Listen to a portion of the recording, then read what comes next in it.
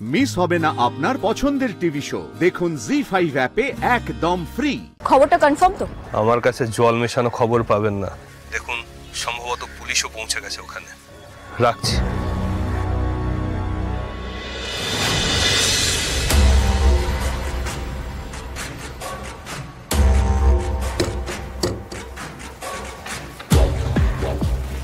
ये আমাদের next location.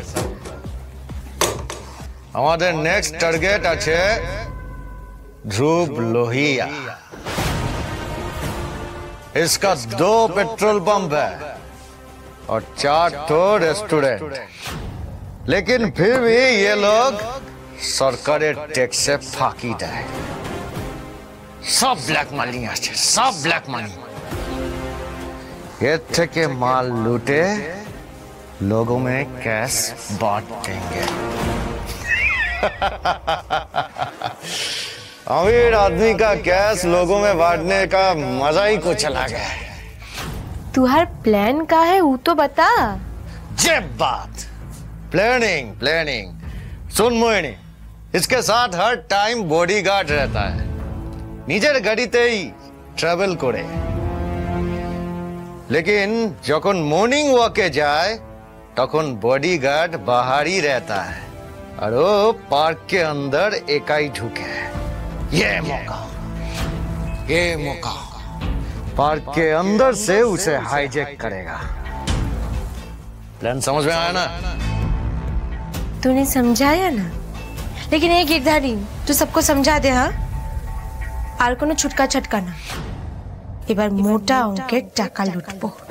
हाँ, पहले लोगों में कैश बांटेंगे, फिर हम लेंगे।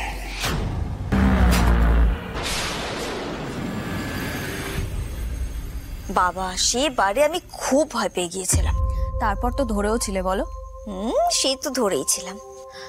আচ্ছা মা, আজকে পুলিশ যে লোকটার ছবি দিয়ে গেল, তারা যে এত এত টাকার ডিমান্ড করছে, টাকার ব্যাগে ট্র্যাকার লাগানোর পরও ওদের ট্রেস করা যাচ্ছে না কেন? মানে তোমার কি মনে হয়? আমার আবার কি মনে হবে? শুনলি না, লোকটা বলছিল যে ওরা নাকি মাঝপথ থেকে ওই ব্যাগ চেঞ্জ করে ফেলছে। ও হ্যাঁ, তাই তো। তাহলে তো ওদেরকে ধরার কোনো উপায় নেই, তাই না? ধরার কোনো উপায় নেই বলে তো কোনো কথা হয় না। ভেবে দেখলে ঠিক একটা না একটা উপায় বেরিয়ে আসবে। আচ্ছা, তুমি যদি পুলিশের জায়গায় থাকতে তাহলে তুমি ওদেরকে কি করে ট্রেস করতে?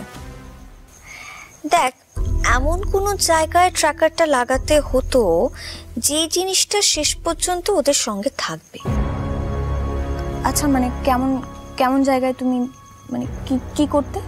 দেখ, ব্যাগ তো ওরা মাঝপথে চেঞ্জ করে ফেলছে, গাড়িও চেঞ্জ করতে পারে, সুতরাং গাড়িতেও ট্র্যাকার লাগিয়ে কোনো লাভ হবে না।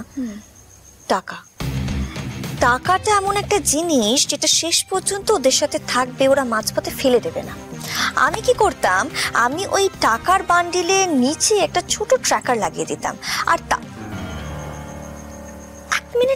এক মিনিট, কি ব্যাপার বলতো পুটি? তুই হঠাৎ আমাকে এত প্রশ্ন করছিস কেন এটা নিয়ে? মানে তোর এই বিষয়টা নিয়ে এত কিসের কৌতূহল? আরে বাবা, আমি তো তোমার শুধু বুদ্ধিটা দেখছিলাম। তবে মা, তুমি জিনিয়াস বটে। একদম সমস্ত বাজে কথা বলে না আমাকে ভোলানোর চেষ্টা করবি না। আমি না তোর চোখ মুখ দেখে পরিষ্কার বুঝতে পারছি তোর এই বিষয়টা নিয়ে একটা কৌতূহল রয়েছে। ব্যাপারটা কি? হ্যাঁ, আরে বাবা, আমার কেন আবার কি? তোর তো যে কোনো উদ্ভট জিনিস দেখলেই মনটা সেদিকে ছোটার জন্য একেবারে উঠে পড়ে লাগে। পুটি, আমি কিন্তু তোকে পরিষ্কার বলে দিচ্ছি, তুই কিন্তু এসবের মধ্যে কোনো রকম ভাবেই ঢুকবি না, না হলে কিন্তু আমি মেরে তোর পিঠ ফাটিয়ে দেবো বলে দিচ্ছি। এ বাবা, মা, তুমি যদি মেরে আমার পিঠ ফাটিয়ে দাও তাহলে আমায় দেখতে কেমন লাগবে গো? আমি তো পুরো কুঁজো হয়ে যাবো।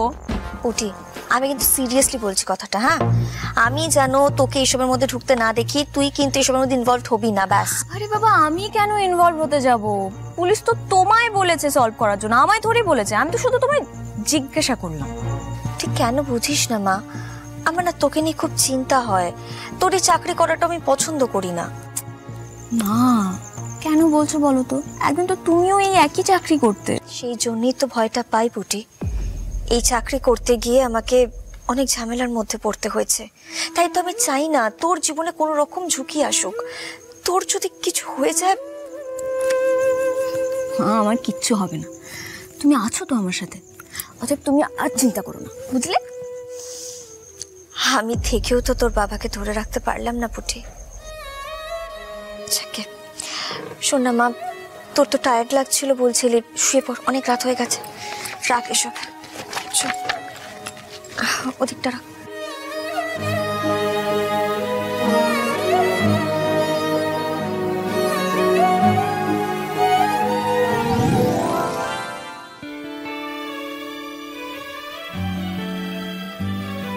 আমি জানি না আমি ঠিক দিকে যাচ্ছি কিনা, কিন্তু তোমার চোখ দুটো দেখে আমি কিছুতেই শান্ত থাকতে পারছি না মা।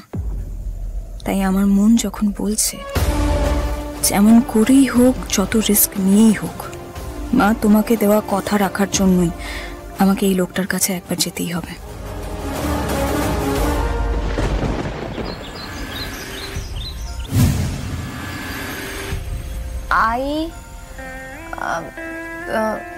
না ঠিক বুঝতে পারছি না। হ্যাঁ, ফোর্থ লাইনটা পড়ুন তো। LPED। বাহ,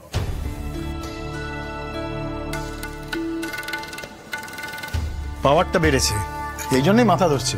হলো তো, আমি কতবার করে বলেছি জানেন, মা আমার কথা শুনতেই চাই না, আজ জোর করে ধরে নিয়ে এলাম। আসলে কি বলুন তো, সবাই কাজে ব্যস্ত থাকে, এসব বললে সবাই চিন্তা করবে, তাই। সে তো বুঝলাম, কিন্তু তাই বলে চোখের মতো ব্যাপারে এইভাবে কেউ নেগলেক্ট করে? মেয়ে আপনাকে একদম রাইট টাইমে নিয়ে এসেছে। যাই হোক, আমি নতুন পাওয়ার আর একটা ড্রপ লিখে দিচ্ছি। তোমার চোখ দুটো খুব সুন্দর মা। পড়ার সময় তুমি যখন চশমাটা খুলেছিলে না, তখন আমি তোমার দিকেই তাকিয়েছিলাম। আচ্ছা একটা কথা বলো না, বাবা কি তোমার চোখ দেখে প্রেমে পড়ে গেছিল? পুটি, তুই কিন্তু খুব পেকে যাচ্ছিস জানিস তো। আচ্ছা তুই কি কারোর সাথে প্রেম আর আমি? মা আমার হাতে না অত সময় নেই, ঠিক আছে? প্রচুর কাজ আছে আমার। বেশ বুঝলাম, তবে তুই যদি প্রেম করিস আমাকে কিন্তু সে কথা আগে থেকে বলে দিস। ঘুরিয়ে দিলে তো কথাটা, অমনি ঘুরিয়ে দিলে। কিন্তু তুমি যাই বলো, আমি যদি বাবার জায়গায় থাকতাম না, আমি তোমার চোখ দেখেই প্রেমে পড়ে যেতাম। মা একটা মিনিট দাও। হ্যাঁ হ্যাঁ শানু বলো। আপনি ওই লোকটার ব্যাপারে জানতে চেয়েছিলেন তো? রিসেন্টলি যে বিজনেসম্যান আর ফিল্ম স্টারদের কিডন্যাপ করে তাদের থেকে মোটা অঙ্কের মুক্তিপণ নিয়ে আবার তাদের বাড়ির লোকের কাছে ফিরিয়ে দিচ্ছে। হ্যাঁ হ্যাঁ, এনি আপডেট? বিশাল খবর, আজ সকালে আলিপুরের কাছে একজন বড় বিজনেসম্যান কিডন্যাপ হয়েছেন। ধ্রুব লোহিয়া লোকটার নাম। মোটা অঙ্কের মুক্তিপণও চাওয়া হয়েছে, বোধহয় 70 লাখ। খবরটা কনফার্ম তো? আমার কাছে জল মেশানো খবর পাবেন না। দেখুন, সম্ভবত পুলিশও পৌঁছে গেছে ওখানে। রাখছি।